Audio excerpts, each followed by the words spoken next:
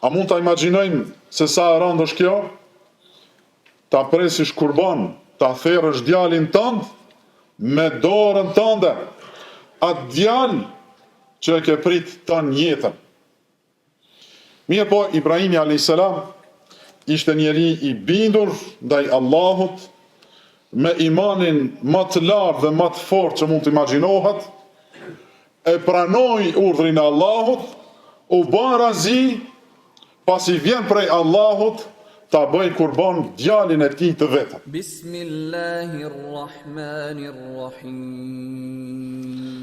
Jeta në këtë botë, xhamati nderuar, është jetë sprovash.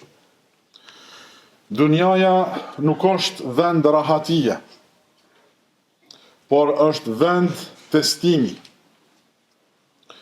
Çdo kush sprovohet pa përjashtim.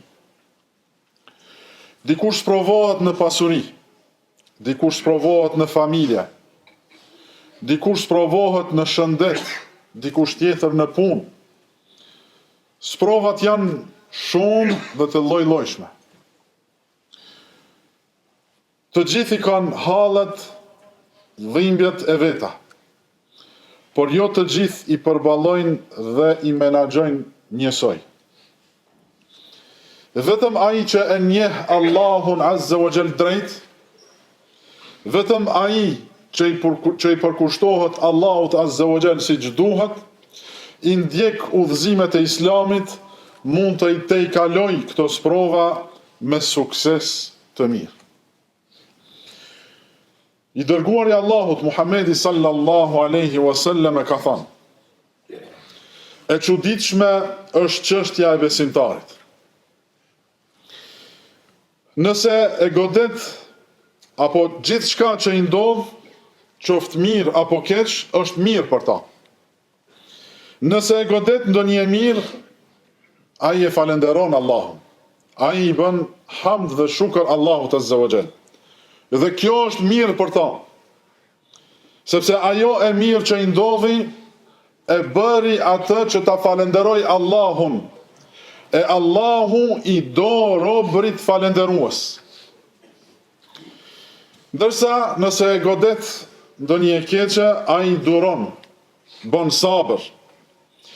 Dhe kjo gjithashtu është mirë për ta, sepse Allahu i do dhe i shpërblen shumë ata që bëjnë sabër. Dhe këtë nuk e përjeton askush për vetëm se muslimanit besimtar. Kjo është madhështia e besimit, madhështia e imanit. Besimi të mëson të qëndrosh i qetë në begati dhe në të mira, dhe ta falenderosh Allahun, dhe të bën të fortë dhe stoik në sprovë dhe të durosh për hir të Allahut Azza wa Jall. Ndërsa jo besimtari, ai që nuk ka besim, ai që nuk i friksohet Allahut për të bërë gjunahe, në begati mashtrohet nga shejtani, dhe ato begati i shfrytëzon dhe i përdor për t'i bërë mëkat Allahut edhe më shumë.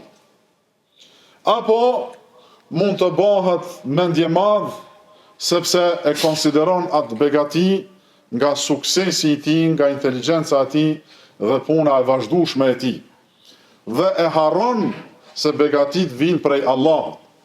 Dhe mund ta bëj këtë njeri mendje madh, dhe Allahu Azza wa Jall ta shkatroj ashtu siç e shkatroi Karunin që ishte prej popullit Musës.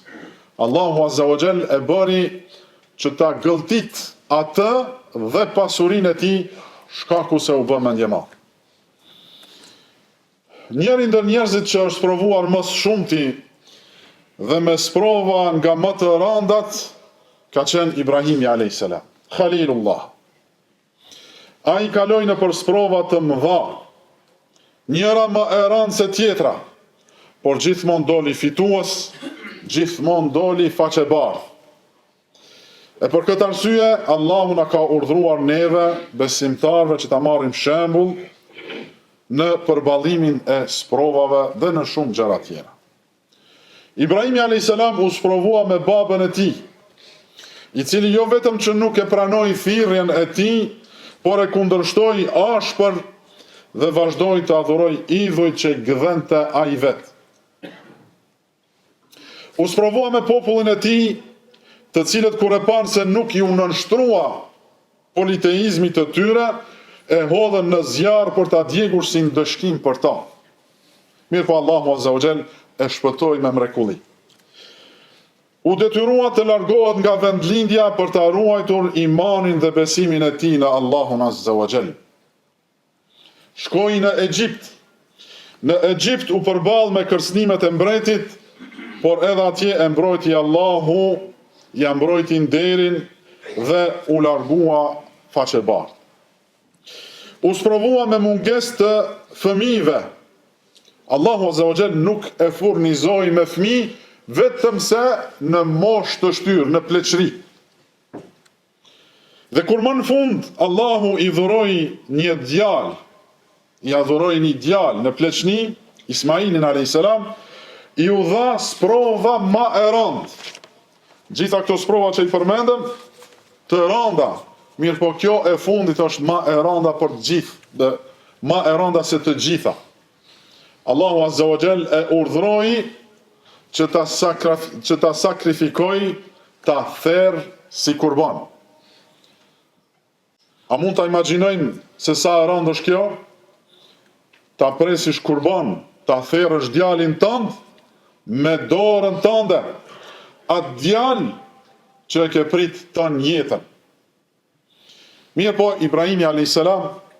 ishte njeri i bindur ndaj Allahut, me imanin më të lartë dhe më të fortë që mund të imagjinohet, e pranoi urdhrin e Allahut, u bë razi, pasi vjen prej Allahut, ta bëj kurban djalin e tij të vetëm.